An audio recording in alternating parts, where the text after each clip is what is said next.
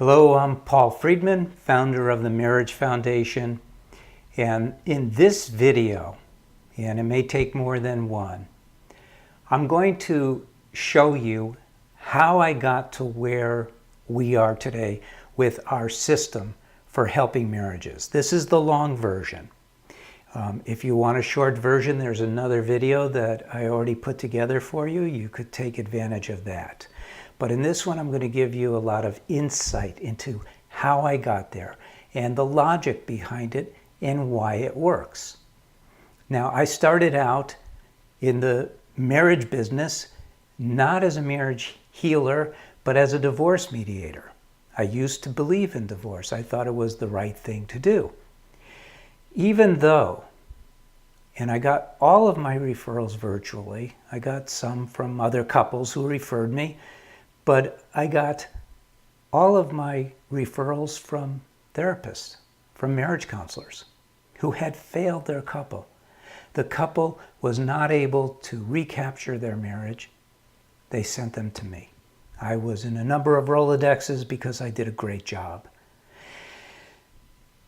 What happened was a couple came to me and they said, "We don't know what else to do, so we're getting a divorce."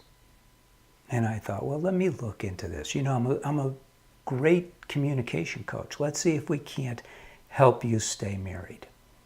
So I began the process of developing, first of all, some insight into how.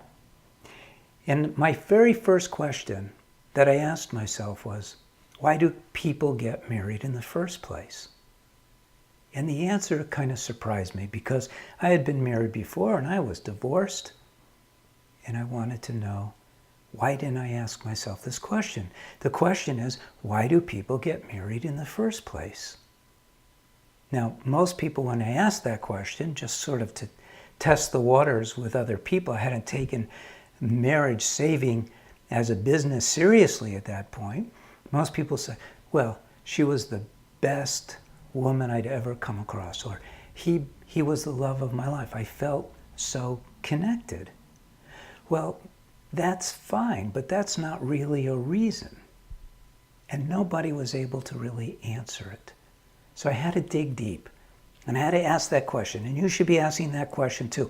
Why did I get married in the first place? And I'll tell you why. And it's so crazily simple. You're going to think, duh. It's because you wanted to be happy, right? Everyone gets married for the purpose of happiness.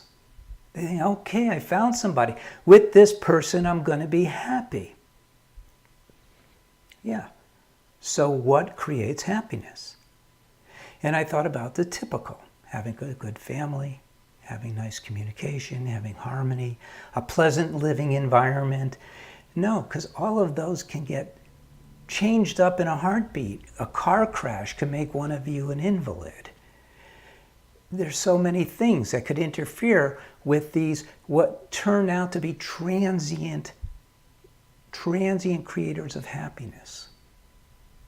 But there is one form of happiness that is not transient, right? That is always going to make you happy no matter what, no matter who you are, no matter what you're going through, etc. You know what that is? It's love.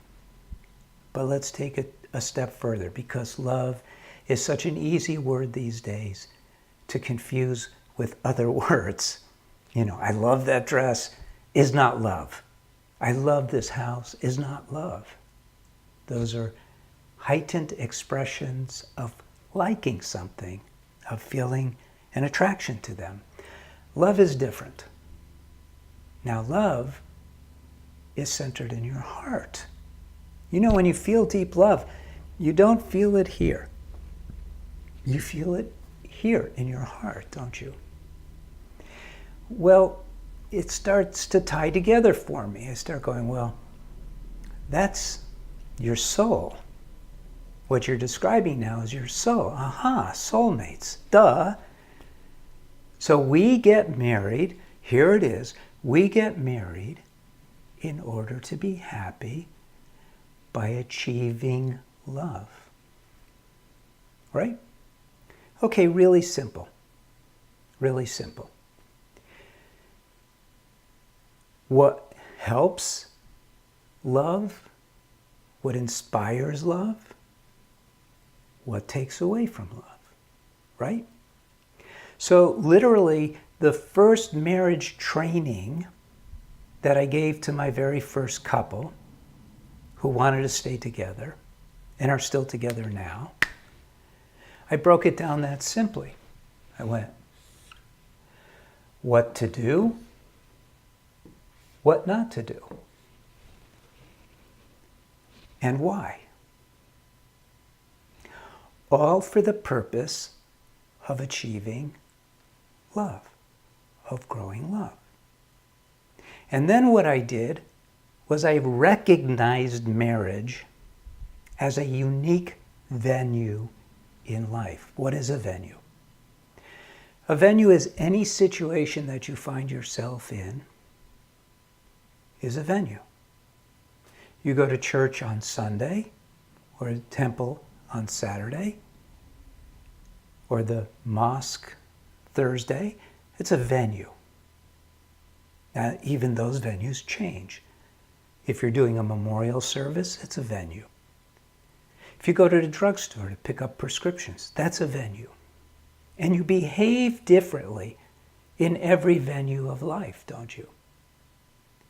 In marriage, I decided marriage is its own venue.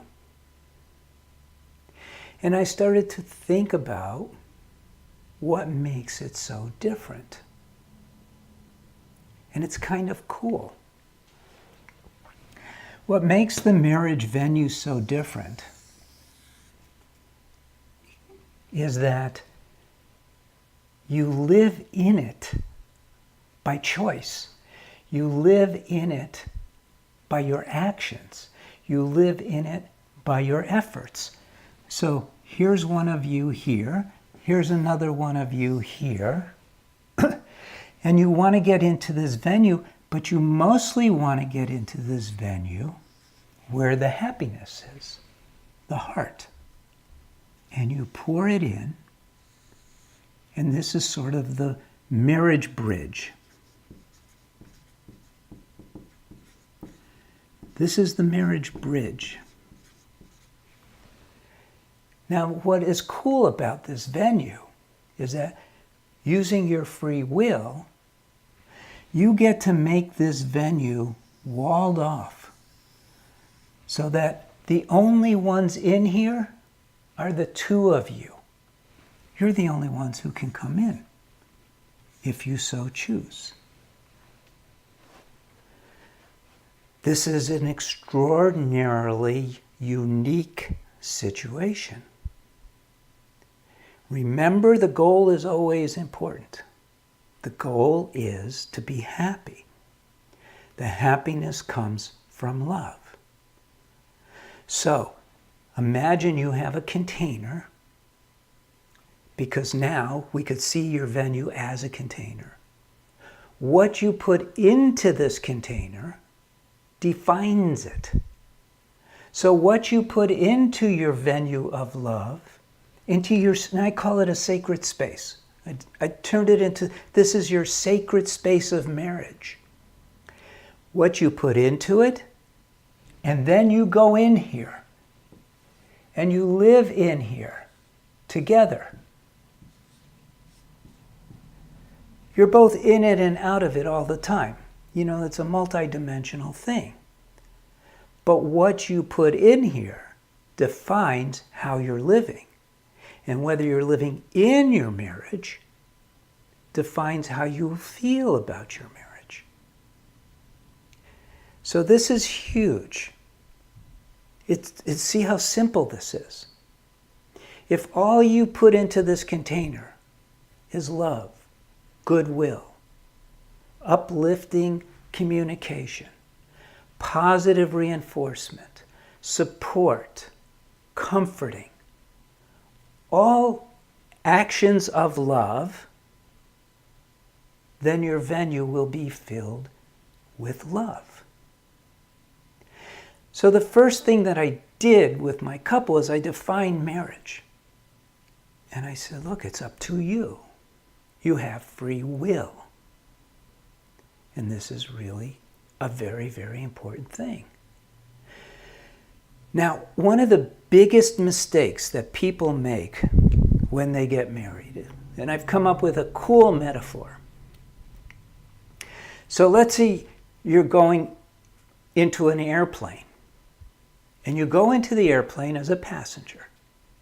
You find your seat, you get comfortable, you pick up a magazine, put on your headphones, you get ready for your journey, right? Wait a minute. If you're the pilot, that's not at all what happens, right? If you're the pilot, you get in, you check your plane really well, you make sure you haven't had any drinks just before you're about to fly, you prepare yourself to fly the plane, you're checking all your controls, you're monitoring the gauges constantly, you're always paying attention. Passenger can go to sleep. Pilot can go to sleep too, but only after everything is set up. And then they wake up and they have to pay attention again. Well, marriage is not this airplane that you get into and go for a ride. It's not a ride at Disneyland. There's only two people flying this plane. The co-pilot and the other co-pilot. But when you got married, you didn't know that. No one told you. They may have hinted at it, but they didn't even know what they were talking about. It takes proactive, continual effort to maintain your marriage from the day you decide to get married until the day you die. Now, it's not an extraordinary amount of effort. Just like when the pilot gets in the plane, they get airborne, they set everything up, they trim their flaps and ailerons and all of that, and they sit back and relax. They could even put on automatic pilot, but they're constantly watching. And it's the same thing with your marriage. Then the pilot enjoys flying, and you could enjoy your marriage that way, but you have to stay aware. But no one knows. No one does that. Where are you going in your marriage? Well, your destination is the same as you're flying. You're going into a place of love and harmony. You're going into a purposeful effort to create love, which creates happiness. Right? So all I had to do was explain this to this couple. And then I realized, after I had converted my practice and I started saving marriages, I realized, wait a minute, this isn't enough. Well, what's entailed in this? I make it sort of simple. What's entailed in this is proper communication, learning polite and respectful behavior, understanding the other person based on their gender, which is huge. I don't want to be politically correct. I want your marriage to be happy. Now, this even works for couples who are marrying their same gender. You still have to recognize what your gender is doing to you, because you have a body. And there's a lot of influences that take place, that affect you. So I explained all of these things. A lot of it took a lot of research. The biological impact on the mind is very strong. Our tendencies are very strong. I explained about habits, how you have to break your old habits, create new habits, basically change yourself. Every once in a while, I come across somebody who goes, hey, I like me the way I am. And I say, wouldn't you rather be happy? I'm not asking you to put your left arm where your right arm used to be. But you need to change those things about yourself that are not marriage friendly. You have to become marriage friendly in order to create happiness for you and your spouse. All this was very cool. People soaked it up. But then I ran into a very interesting thing. So this was the first thing that I came across. And quite frankly, it has almost nothing to do with psychology, does it? This is a matter of knowledge, a matter of understanding. And it worked for a lot of people. But then something came crashing in. And I'm going to tell you what that is. But let me clean this up a little. Sorry if it's a little sloppy. What happened was people got it, but they couldn't change themselves. Their habits interfered. Not only their habits, but their instincts. The memory-controlled reactions. Their tendencies. Their way of seeing things. You know, you're a very complete package in your mind. You have all these institutionalized ideas about life, about yourself. And I realized, wow, this is really messing things up. So people with unbelievable willpower, now I think I have unbelievable willpower, but I still carried around some things too. In the early 90s, I decided I was going to get rid of my anger. I just decided I'd had enough. This anger is undermining my happiness. And I thought, I'm going to control it at the level of my mind. I'm not going to allow my mind to be angry anymore. There's nothing wrong with that. And there are people who could go, from now on I will never be angry anymore, and they never will be. I couldn't do it.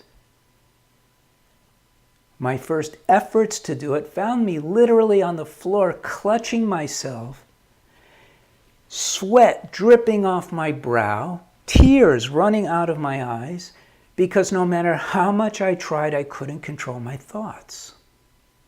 It was clear to me that I had to. Just like it is when you're married. Because what's happening here, you want to put your heart in here, right? Because your heart is love. You want to put your heart into your marriage. It's another way of saying, I want to put my heart into my marriage. But here it's more of a practical thing, because you want to put your soul, your love, into your marriage. But there's something that's causing a problem. And that is your mind. Your mind is building walls. Now, you go to a therapist and they say, well, you got to take down your walls. The big problem aren't the walls that you're putting up to your spouse, where you don't let them in. Much bigger problem are the walls you're putting up for yourself, where you can't share your heart. It's filtered, it's walled off. Why? Well, fear and anger, you could say fear and anger, so you just got to conquer the fear and anger, right? Well, how do you conquer the fear and anger?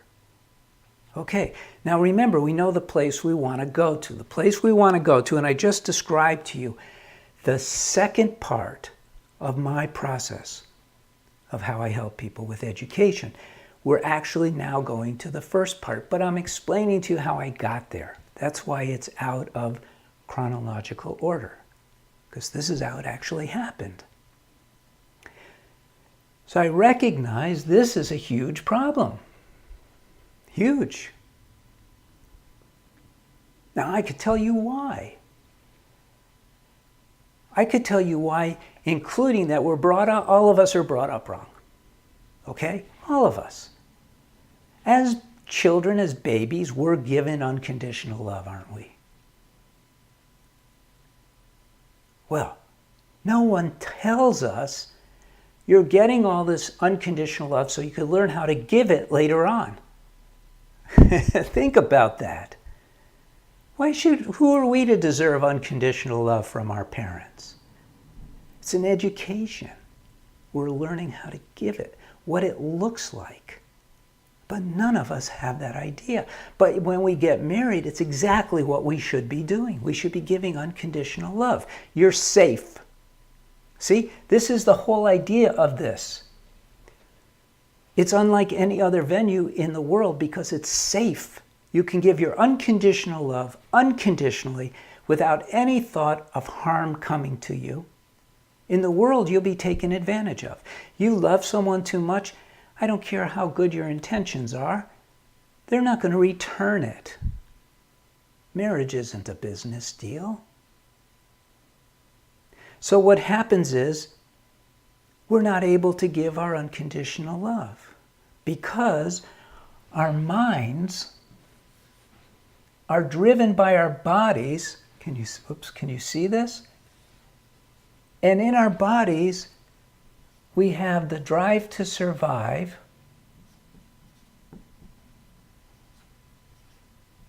Can you read this? We have the drive to survive. And the drive to survive is telling the mind, you have to be protected constantly. You have to be protected. Subordinate to this is the drive to procreate.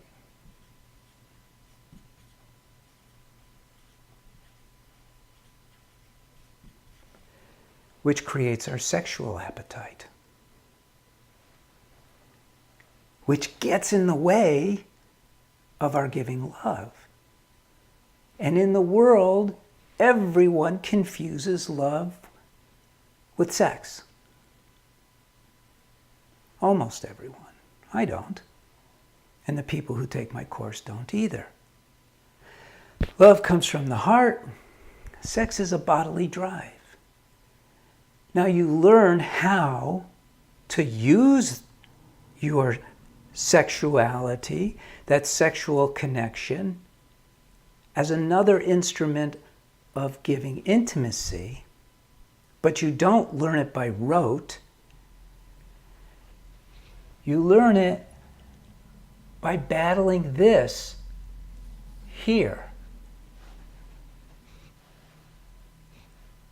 You know about anger, but it comes from the drive to survive. You know about fear, but it comes from the drive to survive. So I suffered with my anger for years. I didn't know how to deal with it. 10 years. I was putting little dents in it. I was getting better at controlling it, but not much. But then when I saw my couples, it's funny how we do for others better than we do for ourselves if we're sincere, and I was. And I thought, this is very, very difficult. And I really thought about this a lot. I meditated about this a lot. I prayed. I needed some guidance on this thing. And it came to me. This beautiful technique came to me. And it's so powerful. And it's called the so technique. And this is what comes in the first part of my process. The so technique is very simple. It's stop, evaluate, and act with wisdom. I thought, wow, this is great. As soon as you feel something, you stop. Then you evaluate it. You go, okay, what's actually the best thing to say or do or feel or think? And yet it's what you act with. So instead of going deep into this infinite, useless world of where did I pick up this habit, my idea was I really don't care. It's not serving me. So that would be like walking in a desert and you have plenty of water storage and you get to a jungle where it's raining all the time and you don't need to carry water with you anymore. Do you need to understand why it's raining or why you needed water? No, you leave behind your canteens and containers. You don't need them anymore. You don't need to know why you react negatively. You just need to stop doing it. So stop. Then you need to evaluate. Not evaluate why do I behave that way. Leave that to the Freudian guys. Rather, what's the best thing to do in order to bring love into my marriage? Because putting love into my marriage will create happiness. And what you come up with is the wisdom. Get it? So technique. So I started giving out the so technique. You know what I discovered? Hardly, no one could use it. No one could use it. It's so simple, it's so obvious. But so are the 10 Commandments. No one can use those either. Why? Well, again, I had to think about it. And the reason why is because the mind is so tricky. So what I did was I created this whole explanation for the mind. And in my system, I used the anatomy of a fight to explain the mind, with all its triggers, walls, filters, instinct, reaction, what it looks like, how it feels, what's going on. Now, the mind is comfortable. It goes, oh, I get it, because you're not the mind. You're a soul. You have a mind. So it's almost like you got to deal with your mind. It's almost like your mind is an employee that has turned on you in many cases, but it's an employee that's very intelligent, and it won't just do what it's told. It needs to understand why it's doing it. That's not unfair. So if you don't understand all of this, how the mind works, you can't use the so technique. So in the first part of my system, it's imperative that you learn about the mind. And you may think, okay, got it. It's not that easy. When I was training therapists, I thought, okay, these guys are really familiar with the mind. You know, there's a few terms that change, and there's a few things that they learn, but they didn't. They didn't learn exactly how the mind works. They kind of did. They mixed things up because in Western psychology, there's no soul. The soul is an abstract thought, which I never understood. But you are a soul, you have a mind. And my therapist, my first therapist, took weeks to learn this. Weeks. And I figured they're working with the mind all the time. But they're not. They're stuck in the weeds. But once you get it, and then you make the so technique a habit, oh my God. We get emails that just bring tears to my eyes to this day. People who are just so far over the edge in their marriage, they practice the so, instantly they're seeing the results. Of course. They've moved from the passenger part of the plane into the pilot's seat. And what's really cool is that it doesn't take both of you to do it. Only one of you has to do it. Your co-pilot could be asleep at the wheel. It's fine. As long as one of you is doing it, the other will be inspired to later. In fact, it wasn't long before I stopped meeting with couples. Because the dynamics when you meet with couples is insane. There's competition. There's I'm right, you're right. I'm wrong, you're right. There's compromise. There's all these things that are unnecessary and useless and destructive to the marriage. The marriage should be about one thing. What's that one thing? Building love. That's it. You need to learn what creates love, what undermines the building of love, and how to stop the mind from screwing it all up. What does that mean? It means your instincts get in the way, your habits get in the way, your judgments get in the way. All these things get in the way. They have to be curtailed. And you use the so technique to do it. Get it? See, I told you it's not that complicated. Look, you could do this on your own. Not so easily. It's not as easy to compile all this knowledge as one might think, but it's well worth it. It's well worth it, what little we charge for it. And we have to survive, we have to exist, so we have to charge for it. We can't just give it away. I wish I could. I wish I could. It's like turning on lights all over the world every time we save a family with this knowledge. It's not miraculous any more than a light bulb is miraculous, but a light bulb is miraculous if you've never seen one before and you don't understand how the electricity creates the light in the bulb. Okay, so that's the first part, which I explained secondly. Now the third part is cool. Here's the thing. The thing is this. The ultimate realization of ourselves as human beings is love.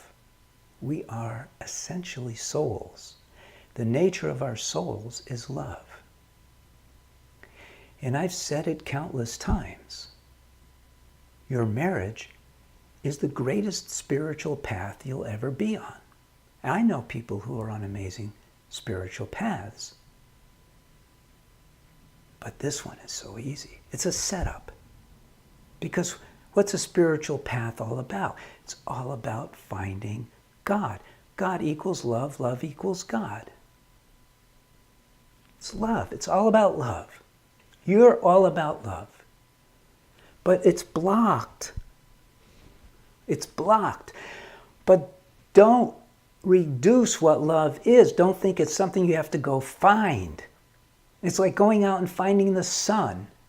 All you have to do is move your hand away and you'll see the sun. One little tiny hand blocks the entire sun. It's the eclipse effect. And this is what happens with the mind. The mind blocks the love. You got to learn to control it. You have to. Once you start controlling it and you start feeling that love, your marriage gets good fast. But I want it to be great. I want you to take your marriage to places that you never even imagined. So it's interesting. People think, well, we're happy. Yeah, but I want you to be ecstatic. I want you to feel like, oh my God, this is incredible. That's what your marriage is supposed to feel like. So the last step, we call it achieving new heights. And it's about taking what you've learned and increasing it. Not a little bit, but huge amounts, until your heart is bursting. And then it starts impacting your children, the people around you, and your life changes. You know, we hear about people who claim that what undermines marriages are financial difficulties. No. The worst is the death of a child. I don't want to minimize that. I lost my son. I could tell you it's no picnic. But when your marriage is working, and working means you're having ecstatic love, then you face that together. It doesn't destroy your marriage. Nothing destroys your marriage from the outside because it's a sacred space. Okay, I hope you get it. I don't think it's complicated. I think it's simple. I've often wondered how come no one's ever done this before. Why do they get into talking about their problems? What good is that going to do? If you're talking about your problems, you're not working on improving your marriage. If you're talking about your bad communication, you're using communication to talk about your problems, not about sharing your love with each other. So I kind of turned everything upside down, and it works. It works very fast. So as a practical matter, obviously, it's an individual thing. I don't believe in couples counseling because it's destructive. It sets up the dynamic that works against you. I don't believe in individual counseling for your marriage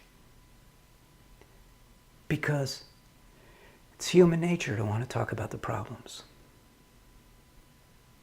What do I believe in? I believe in what I've set up. I set up a course online.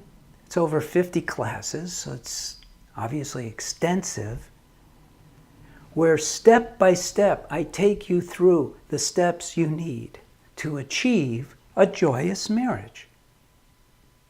I don't work on problems. Now you have people come in and they want to talk about their problems. I go, you can waste your money if you want. I'll hear them. I'm not going to judge anyone based on them. I'm not going to tell you you're right, he's wrong, he's right, you're wrong, she's right. I'm not going to go there. Who cares? We want to leave all of that junk. Almost used the C word, C-R-A-P. We want to leave all that stuff in the past. We want to put all of our focus, all of our time and energy and effort on you creating the sacred space of marriage, so you'll be happy. So as a practical matter, we set it up online. I've trained counselors, as I alluded to before, so you have access to them anytime you want, by email, because again, the tendency is to get involved. I don't want my counselors getting involved in your marriage. I want them helping you take the step that you may have missed. You may have strayed off the path that I've laid out in the course.